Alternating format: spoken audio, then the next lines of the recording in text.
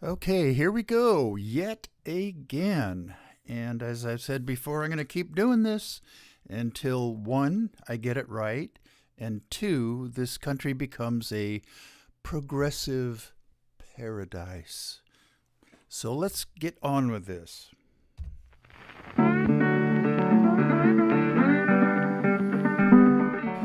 You are listening to KPCA LP, Petaluma, California, at 103.3 FM and worldwide at www.kpca.fm. And this is the Midnight Skeptic.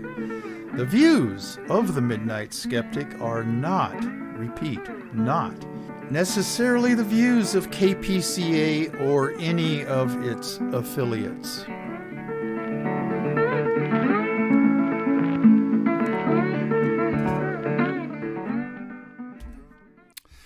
Okay, as I've said, for the last 10 shows or so, the views of the Midnight Skeptic, although not the views of Petaluma Community Access, damn well should be the views of Petaluma Community Access, KPCALP 103.3 FM, and its television studios and personnel down there, and then all of my listeners. My views should be your views if you're intelligent, and all of my viewers are well-educated, intelligent people.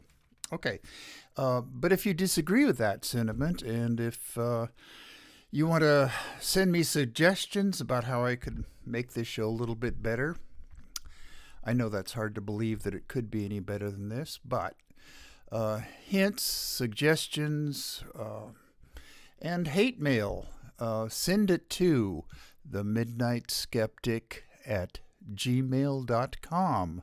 I'll get it. That's all lowercase, all one word, themidnightskeptic@gmail.com. Okay, this program, I'm going to warn you all ahead of time that the Midnight Skeptic is going to take off the gloves. I'm done playing Mr. Goodbar with the Republicans, and I'm not going to call them a party ever again. They're not a political party. I'm going to talk about this toward the end of the show because I've reserved my real rants to the end of the show. But they're just a cult. They're no longer a political party in the classical sense of the word, in that should they gain power, and I fear that they are, they have no interest in governing for the benefit of the country. Okay, I'm off on a rant again. I gotta save it for the actual body of the show. Right now, shout outs. Okay, my international listeners, I have a couple in Australia, New Zealand, Germany, 2 in Ireland, 1 in the UK. Okay, on the East Coast, Geraldine Goldfinger, and going down the coast a little ways to Dr. Dave Rubin down in the Raleigh-Durham area of North Carolina, and in Florida, Amelia Beamer in Edgewater, Nelson and Alice Lydell in Sarasota, Florida, and going over to Arizona, my brother Brandon and his wife Mina, and their daughter, my niece Andrea. She's a nurse. Take care of yourself, Andrea, and I hope that the COVID patients in your hospital are not overwhelming things there. And then Andrea's husband, Tim, retired Marine, booyah, and their 3 little terrorists, and over to Patagonia, Arizona, Karina Hilliard, the snake removal technician extraordinaire. And in Arkansas, she listens in, every now and then. Shannon Reed, she's ex-Petaluman, and I don't know why she moved to Arkansas. Cheaper housing, I guess. I don't know. But anyway, she's still a Facebook friend. And then locally in San Francisco, Yvonne Santos, old friend of mine, we used to work together. She listens in every now and then. And down in Pacifica, Stan and Kathy Gustafson, and in Sebastopol, Rich and Kathy. They're not the same Kathy, by the way. Different Kathys, different husbands. Okay, Rich and Stan. Okay, Kotati, Kevin and Lori Burke. Sacramento, Dave and Rosie Takach. And then Mickey Huff, who is the godfather of Project Censored, who commutes down to Diablo Valley College, where he's a history and communications professor there. And his radio program is on this station on Wednesdays at 1 o'clock. And you can get it at www.kpca.fm, just like you can get my show at that correct time, which is going to be this coming Sunday. You know what I forgot to do? Tell you all that this is show number 44, and this is the day after Thanksgiving. It's a Friday, recorded on November 26th, but it's going to be broadcast on Sunday the 28th at the usual 9 p.m. slot, Pacific Standard Time. Back on the East Coast, it's midnight when you guys can get me. Okay, I'm not through with my shout-outs yet.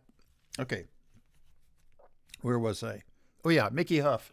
His program, Wednesdays on this station at 1 o'clock, and then it's repeated again over at KPFA in Berkeley, 94.1.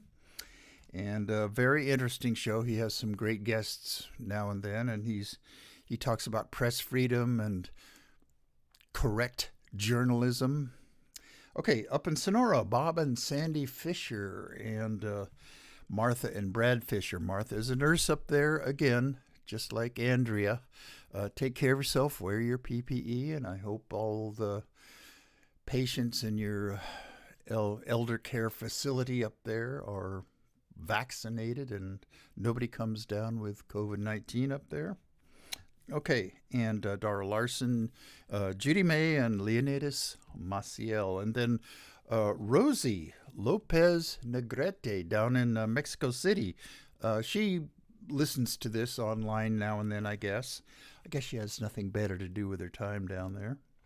Okay, and in Petaluma, Tom and Nancy Throw, and then Nariman. Over the holidays, Nariman, you and I are going to have to get together at the wine bar again and I guess catch up. There was a 88th birthday party for Iranian friend of ours, Karim's 88th birthday, and Nancy. But they're both doing well. They celebrated it at the wine bar. Okay. All right, enough of all that. Just a quick opinion about the Kyle Rittenhouse verdict.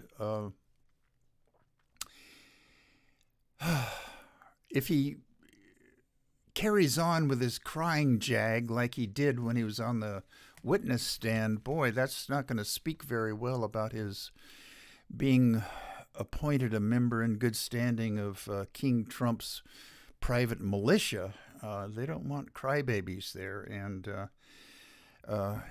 your mom is on online whining for monies to help you guys out. Well, and Kyle went down to Mar-a-Lago to hold court with the Orange Sociopathic bloat bag down there, and I imagine ask him for money to help you guys out. Well, good luck with that. But to show you the state of the Trump cult Republicans, the GOP, the MAGA heads, the conservatives, the whatever names you want to call them, the worse the better. Okay. Louis Gohmert, Paul Gosar, and Madison Cawthorn are vying to hire Kyle Rittenhouse as an intern on their staff. That just goes to show you what the state of the Trump cult is. back in Washington, D.C. Okay, enough of Baby Rittenhouse. Okay, updates, and I'm going to try to squeeze in a few bits of good news. I try my best to come up with good news items, mainly because Stan Gustafson down in Pacifica wants me to include more good news on this broadcast. And personally, I just hate being negative all the time, although it's kind of hard to not be negative given the state of the world as it is today. But I try. For all of my thousands and thousands of listeners out there, you all deserve good news. Okay. The $86.2 million settlement, well, it's not a settlement because it's going to be appealed, but for Roundup, the damages, $86.2 million, were upheld. And Monsanto, owned by the German pharmaceutical company AG Bayer,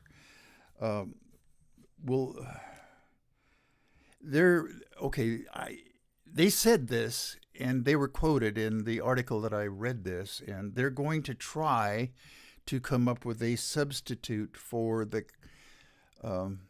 their chemical glyphosate, which is an herbicide. And there's conflicting information about whether it really causes cancer or not. This cancer studying outfit that is subsumed within the World Health Organization has declared it a probable carcinogen, although our EPA has not called it that. So I don't know. Who are you going to believe? It's better to err on the side of something causing cancer than not. Okay. They're going to try. I'm off my notes again and I'm riffing, but the EPA says glyphosate poses no danger, but International Agency for Research on Cancer, an arm of the WHO, World Health Organization, in 2015 found glyphosate was a, quote, probable cause of cancer in humans. Okay. The California State Supreme Court denied a review of the lower court's decision on Wednesday, the 17th of this month. Okay. A number of other lawsuits were previously upheld against Monsanto, or AG Bayer. Bayer has appealed these decisions to the United States Supreme Court. And they're banking on the fact that Trumpers are on the Supreme Court now in a majority position. So they're keeping their fingers crossed. And they asked the court to rule that federal pesticide regulations overrides state laws about this. Okay. Now, here's an update on that out of today's paper. Okay.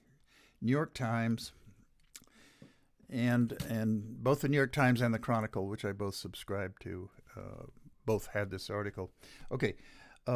AG Bayer, parent company of Monsanto, has appealed the decision to the United States Supreme Court, challenging the monetary award to a cancer victim who used Roundup for, decades on his own property. Roundup is the world's most widely used herbicide. Anyway, they've appealed that, and there's, half a dozen or so people that have won settlements against Monsanto and AG Bayer for, come down with non-Hodgkin's lymphoma. And their claim is because they used glyphosate-infused Roundup. Okay, enough of Monsanto. It's good news in that these people are forcing Monsanto to come up with some substitute for glyphosate, but we'll see how the United States Supreme Court rules. Okay, just a quick reminder from a real doctor. Dr. Kavita Patel urges you, by you, she means essentially COVID-19 deniers, anti-maskers, anti-vaxxers, all of that, urges you not to take a bath in borax. That's the latest alternative thing that's making its rounds in MAGA head circles. For the people that are actually anti-vaxxers, but because of the mandates or requirements for getting your shot, got the shot, got the COVID-19 vaccine, and somehow a sizable portion of them want to undo the COVID-19 vaccine. And one of the ways that being spread online is taking a bath in borax. And it supposedly detoxes from vaccines. And it's not real. You can't undo a vaccine, especially the COVID-19 vaccine, because it doesn't change your DNA. It just tells your body to depend on its own natural immune response to protect you from dying. But I just don't understand the thought processes, such as they are, of the MAGA heads and the Trumpers, the followers of the orange bloat bag, being so anti-vax and then falling for these what was the horse dewormer? Or I don't know. I'm riffing now, and I can't remember some of the names of ivermectin. That's it. Okay, why they would want to use that instead of just getting the damn vaccine? It's just they're believers in plots. They're believers in fake doctors. And I am the Midnight Skeptic, and I'm part of the skeptics community, and I have been for almost 20 years now. And fake medicine, complementary and alternative medicines are something that the skeptic community rails against, and we do rail against it. And the skeptic community is a worldwide organization with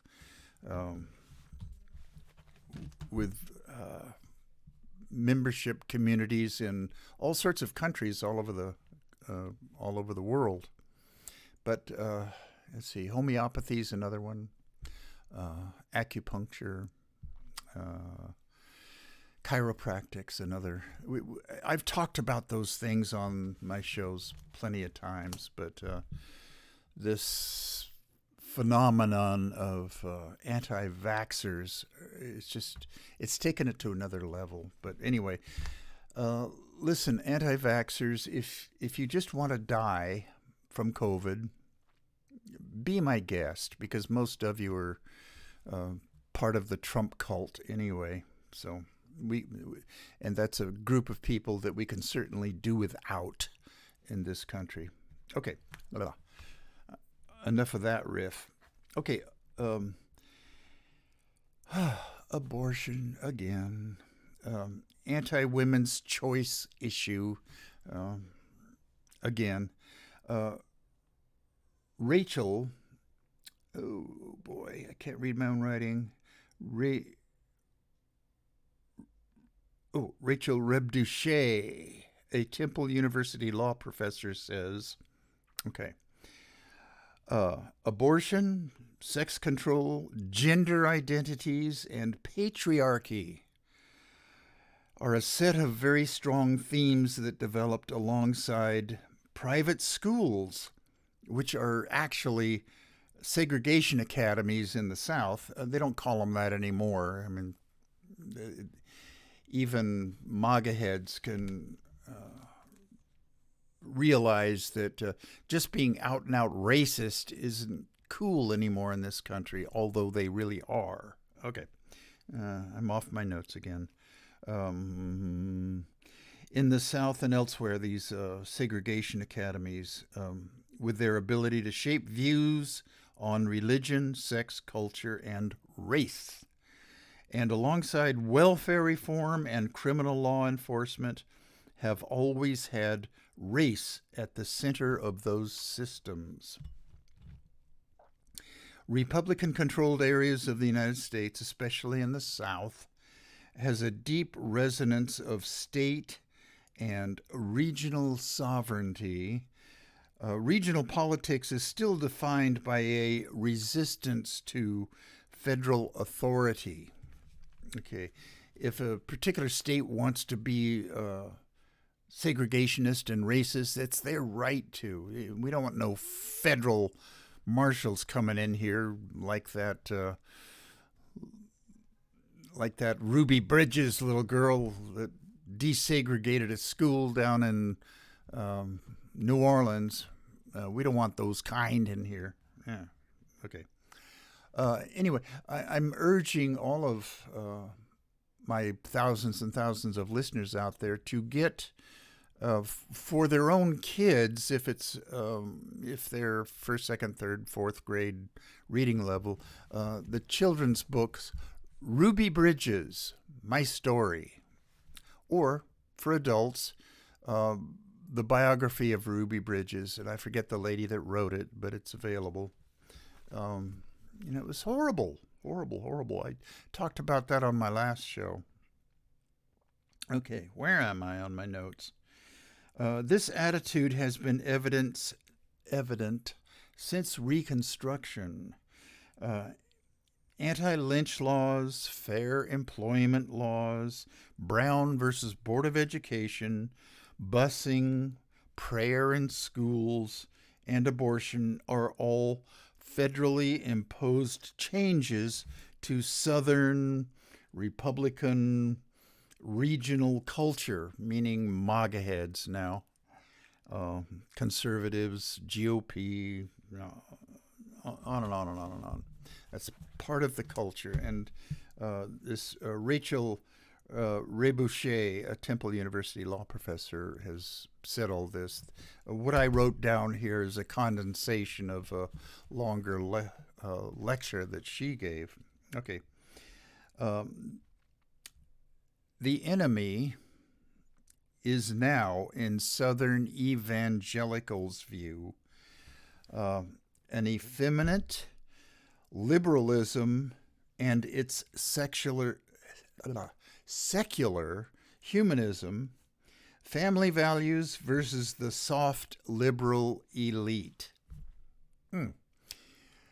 Okay, soft liberal elites, in their view, Southern MAGA head evangelical conservatives, blah, blah, blah, people, we drink wine. We eat quiche for breakfast. We believe in equal opportunities for everybody. We believe in not just tolerating, but celebrating the LGBTQ community. Okay. As opposed to the traditional Southern evangelical family value MAGA head people who like NASCAR. I'm going to go out on a limb here and say that the majority of NASCAR fans are that way.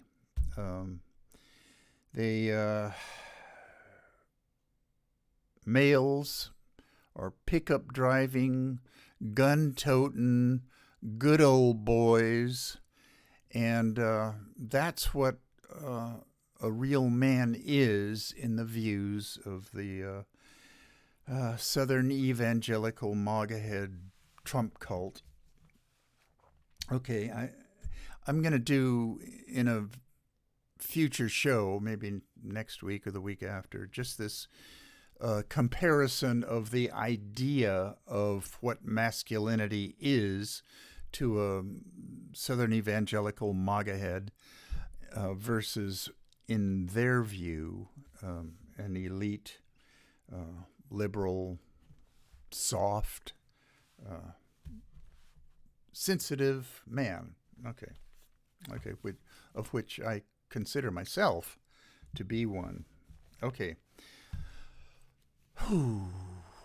Ranting is a calorie burner. Okay. Real quick, there was some good news. A 16-year-old girl was rescued from, I don't know whether I should say her captor, but because she knew the guy. He was a 61-year-old guy, and he was taking her across state lines, and her folks reported her missing from North Carolina. And, okay, a couple of shows back, I talked about the text message STAN, S-T-A-N, and send help now. That's what it kind of stood for, but the fact checkers online deemed it false. It was not really a thing yet, and that was a result of the Gabby Petito, I don't want to say kidnapping because she was going along with her boyfriend, but she did in fact need help, and then she was killed, and then her boyfriend was eventually found, and he had committed suicide. Anyway, okay, this new signal is a thing, and it's been spread amongst young people via TikTok, and law enforcement agencies are beginning to pick up on this. And it's holding your palm out, and I'm doing it for the people online that can see me. Oh, God. Anyway, holding your palm up, putting your thumb into the palm of your hand, and then folding your four fingers over your thumb. The YouTube people can see this, but I'm describing it as best I can. Again, it's holding your palm out, putting your thumb into your palm, and folding your four fingers over your thumb. Now, the 16-year-old girl I started talking about did this out her window, and the driver of the car, this 61-year-old turd who had her, thought she was just waving at cars, but she was giving this distress signal. And there was a driver that saw her do this, and then he alerted the authorities. The car was stopped. He was taken into custody. She was freed. Her parents came and got her. So happy ending, everybody. So this hand gesture is a definite thing. Okay, that was good news. Okay. The UK, the United Kingdom, England, Scotland, and Wales, I guess. Okay. This is good news, depending on your point of view, from the animal rights people, PETA and so on. That is good news. Okay. The UK has now recognized cephalopods, which are squids and octopuses, and decapods, which are lobsters and crabs. They are now recognized in British law as sentient beings. That means they can feel pain, they can, express joy, I guess, think, solve problems, and so on. They are intelligent animals, especially octopuses. But anyway, they are now declared in the UK as sentient beings with the same animal rights as backboned animals, from frogs to dogs and cats, your pets. cattle and so on. They have to be treated humanely. Norway, Sweden, and Austria already have laws on the books that include them as sentient beings that can't be tortured, can't be submitted to undue pain and suffering. Okay. Unnecessary cruelty and torture or unnecessary harm, such as, well, you shouldn't expose your squids and octopuses to Fox News. That is torture. But the objectors to this were essentially the restaurateurs who, have a pot of boiling water and they dump live crabs or live lobsters into it. I'm not quite sure how squids and octopuses are cooked, but at some point you have to kill them to eat them, and I guess it's an argument for going vegan that will no longer bring suffering and pain to other animals. I'm sort of on the fence about being a vegetarian or a vegan. I'm certainly in favor of a lot of the stances that PETA takes. Anyway, that was a bit of good news. Okay. Religious liberty or freedom of religion. Okay, that's the next topic. Religious groups are complaining that their failure to comply with non-discrimination requirements might disqualify them from receiving federal money for their child care and adoption facilities. Screw them. It's ironic and, MAGA heads and GOPers and Republicans just don't get irony. But anyway, it's ironic that those who claim to represent God's love here on earth also assert a unique right to disfavor people based on their gender or sexuality. As far as I'm concerned, evangelical Christians, freedom of liberty just means freedom to discriminate and be general dorks. And, I'm thinking of words that I can say online and on the air. Just jerks. Okay. Religious freedom means we don't want no LGBTQ people adopting kids. God knows what they're going to do with them. I've said on many shows that religion in general, I know I've been accused of picking on Catholicism in particular, but it's not just them. They're every bit as bad as any other religions. Oh, there's something I just thought of, and it's not in my notes, but I'll go into that in a minute. I've been accused of being anti-Catholic. Well, I'm anti all religions. I've said on many shows that it is my belief that religion throughout mankind's history on this planet has been a detriment to the advancement of real humanity, and especially women. I don't know of any religion that is not essentially misogynistic. So if there's anybody out there that knows of a religion that treats women equally, the Midnight Skeptic at gmail.com. Let me know. I'll mention it if you can. And okay, another thing I want to reiterate again. I've speculated that maybe the Wiccan religion, WICCAN religion, is not so misogynistic. In fact, it may be female positive for all I know. I don't know their beliefs. If they have a coordinated belief system for all the Wiccan covens that are out there, I just don't know. But please, if you do, or if you are a Wiccan listening to this show, let me know.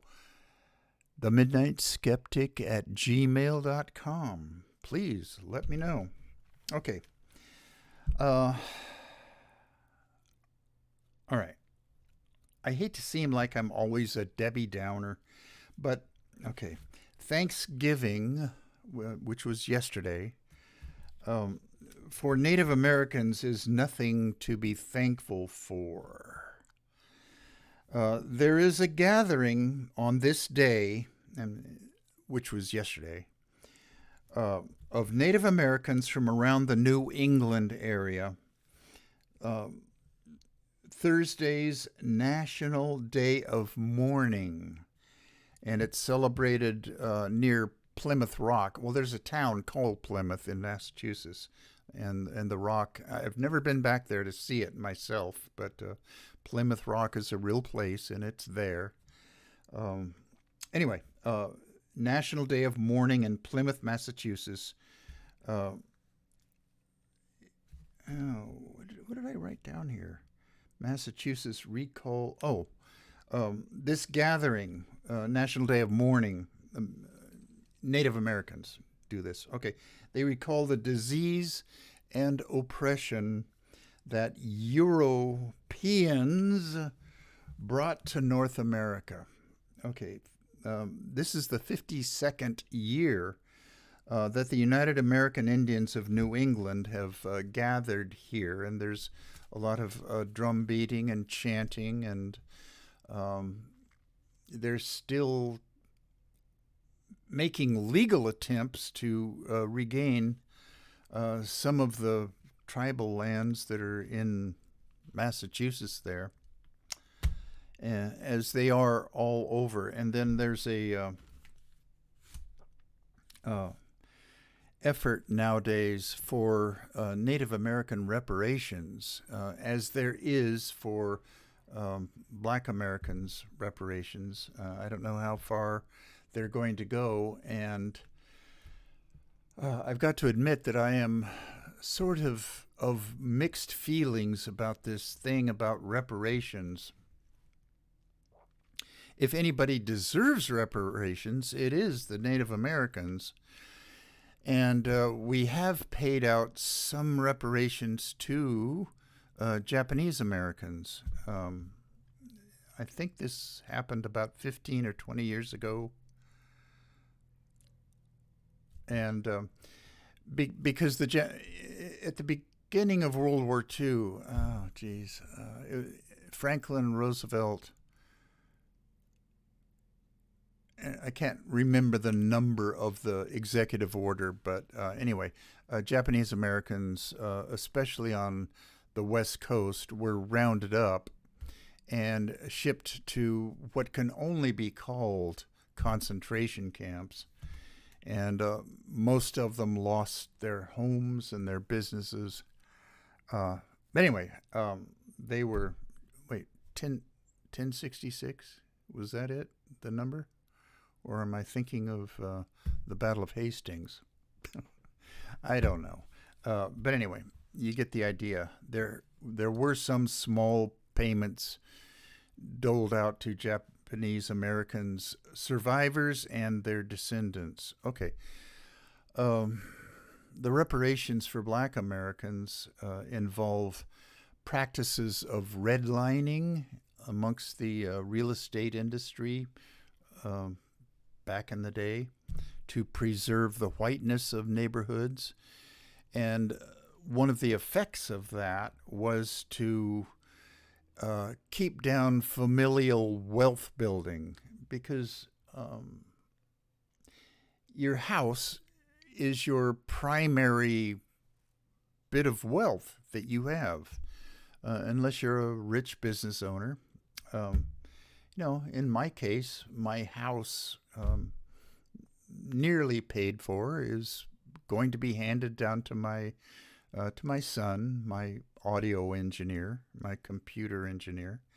Uh, but so many black families were denied that because they just couldn't get a house in a decent neighborhood that could be resold, uh, for a profit or whatever. And so somehow they are owed some sort of reparations for those past practices. I might do a whole segment on an upcoming show about the subject of reparations. But anyhow, the group of people that not only their land was taken away from them, but they were just exterminated. They, meaning the indigenous peoples, the Native Americans, the First Nations, whatever they choose to call themselves, are definitely owed reparations of some sort. And Deb Haaland, the Secretary of the Interior now, who is a Native American lady, is a cabinet minister of the Secretary. She's the Secretary of the Interior. And one of the things that she's doing right now, and I've talked about it on previous shows, is a thorough investigation of the residential schools for Native American children that they were forced to go to. And not just our country, but also Canada. And the majority of these residential schools were given over to the Catholic Church to run. Big mistake. Okay, you're just giving little boys and little girls over to pedophile priests is what it amounted to. Okay, I don't want to get off onto that right now, but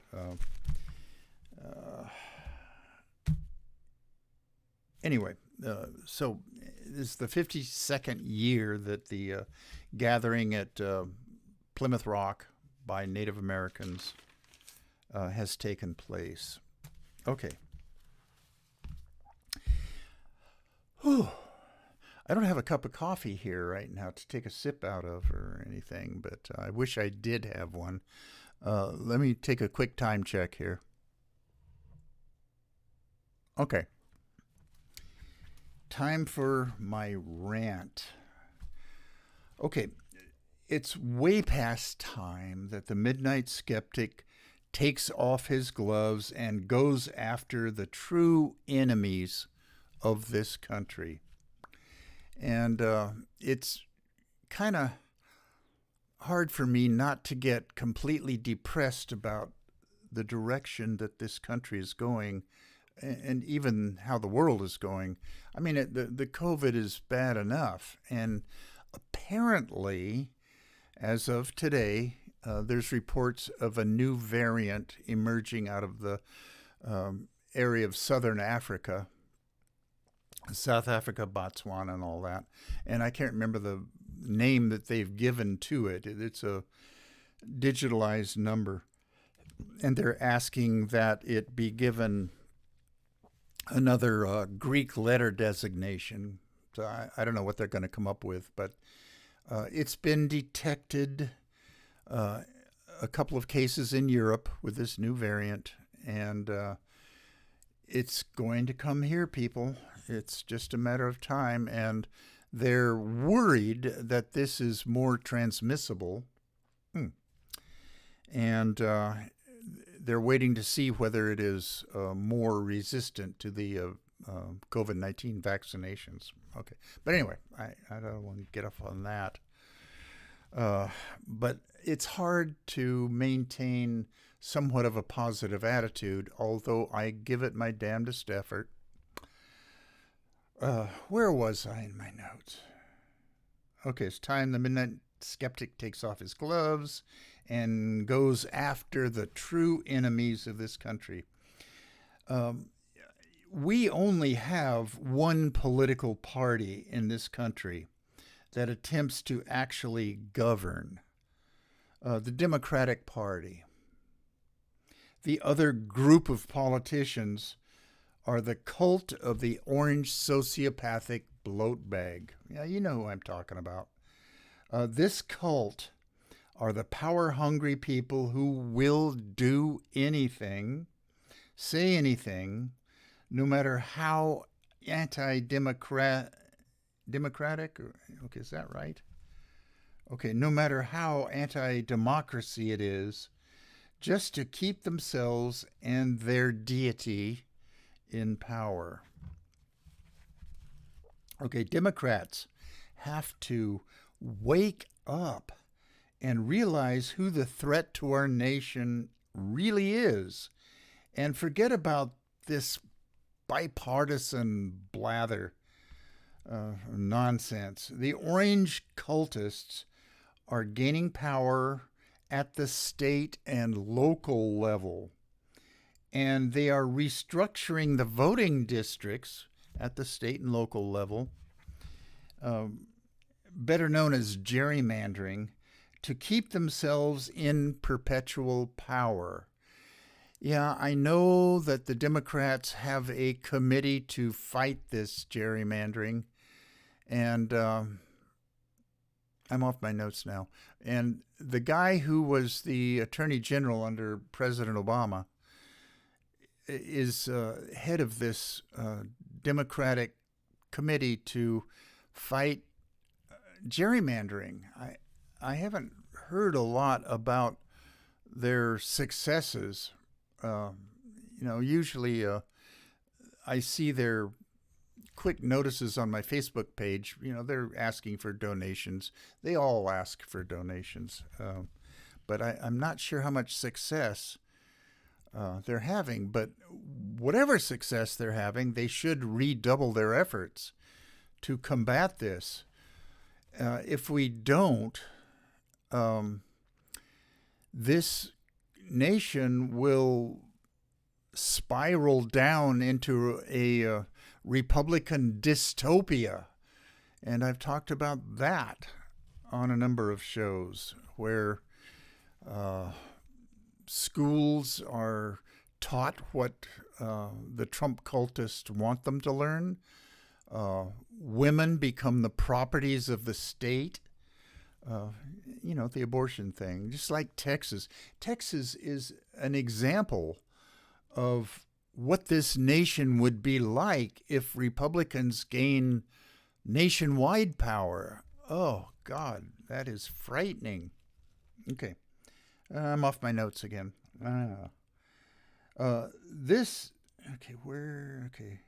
Better known as gerrymandering, to keep themselves in perpetual power. This is the cult of hate spreading, from being out and out racist, homophobic, anti-LGBTQ, white supremacist, to being straight up authoritarian. This cult is very close to grabbing the reins of power in this nation. Our Senate is 50-50. Actually, if you want to be honest about it, it's 52-48. The two odd senators are Manchin from West Virginia and Sinema from Arizona. They're really Republicans. I know that Manchin is considering leaving the Democratic Party. At least he says this. He's not going to go over to the Republicans. He's just going to become an independent and still caucus with the Democrats. If the Democrats had more seats in the Senate, I would say good riddance. Just get rid of him. He's no more a Democrat than Madison Cawthorn is. The same with Sinema. I haven't heard that she's thinking of leaving the Democratic Party. I had hopes when she was first elected. She was an ex-member of the Green Party there in Arizona, and she's bisexual. And I just had hopes that she would be more liberal slash progressive, like AOC and the other members of the, what do they call them? The group. Ayanna Pressley is one of them. Anyway, I can't remember all the names of them. The AOC is kind of my idol. Okay. I would marry her in a heartbeat if she would have some dude like me. The cult of the Orange Sociopathic bloat bag wants to control our schools, and they're talking about literally burning books that they see as too liberal or that tell the unvarnished truth about our history, or that don't favor evangelical Christian religions. The phrase school choice is just a cover for right-wing indoctrination. When a couple of Republican friends of mine, and yes, I have a few friends and relatives that are still Republicans, they say, well, of course I want vouchers so we can help poor people choose schools that they think will give better education. That's just a myth spread by Fox News. What they want is private schools that are of a religious nature and or right-wing, essentially segregation academies. That's who they want the government to give vouchers to. I think if they could, they would require that vouchers be used in certain Republican-approved schools. Okay, I'm off my notes again. Out-and-out racism and good old boy justice is a cult belief. The cult is the remnants of the Dixiecrats. Now, one of my Republican relatives and a couple of my Republican friends said it was BS, except they used the real word. When I told them that Dixiecrats went over to the Republican Party shortly after 1964, when President Lyndon Johnson signed the Civil Rights Act, and then in 65, the Voting Rights Act. Well, Strom Thurmond, who was the titular head of the Dixiecrats in Congress, switched over from the Democrats, which he officially was, to the Republican Party. These friends of mine and one relative just don't know their history. I insisted that the growth of the Republican Party in the South dates back to those days. Nixon utilized the quote-unquote Southern strategy to keep himself in power or win his next election against McGovern. And then on down the line, Newt Gingrich came along, and Paul Weyrich helped get Reagan elected. And, personally, I think Ronald Reagan was a nice guy. Not all that bright. Easily manipulated by the guys like Newt and Paul Weyrich. And I'm trying to think of the other right-wing operative that... when I go off my notes, and I didn't think to write this guy's name down, I just kind of go off the rails. And if any of you out there thinking of emailing me suggestions on how I can improve the show, well, one of the ways that I admit that I lack is extending my notes out long enough to fill up a whole show. I will try to do better, but I've been saying this for the nearly 5 years that I've been doing this thing. Okay, I was talking about the good old boy Justice, and which is a cultist belief.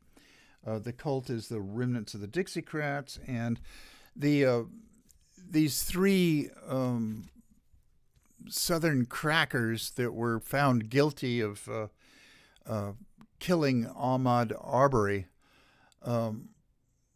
It took a long time for them to even be charged with the murder. And the DA, who herself is now under arrest and going to face trial, her name is Jacqueline Lee Johnson.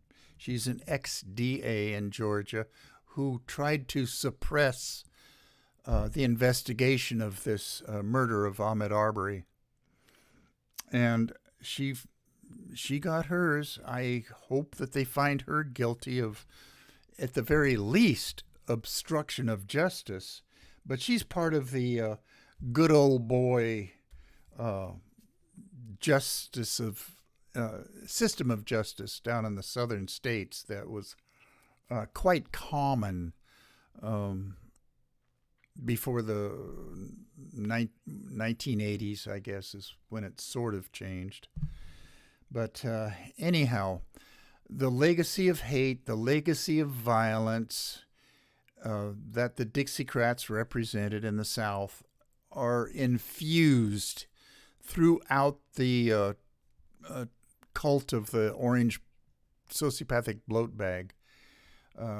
And I hope that the one true governing political party that we have left in this country maintains some semblance of their power and strive to make this nation a progressive paradise that I hope and feel that it can become.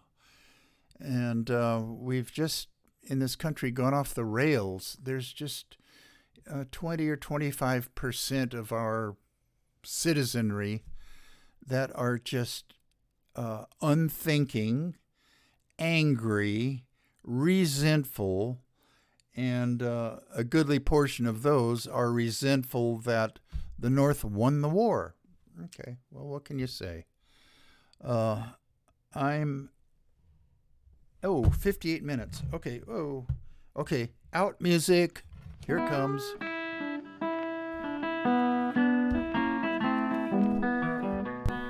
You have been listening to The Midnight Skeptic on KPCA LP, Petaluma, California. And we're at 103.3 on the FM dial and worldwide at www.kpca.fm. Support community radio at patreon.com/Petaluma Community Access. And remember, think critically, think logically, but live joyously, and most importantly, pet your cats.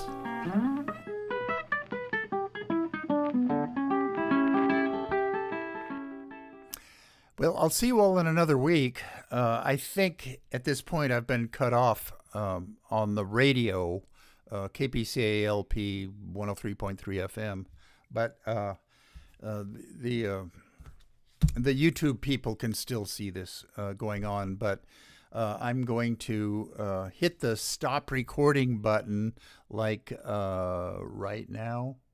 Bye-bye.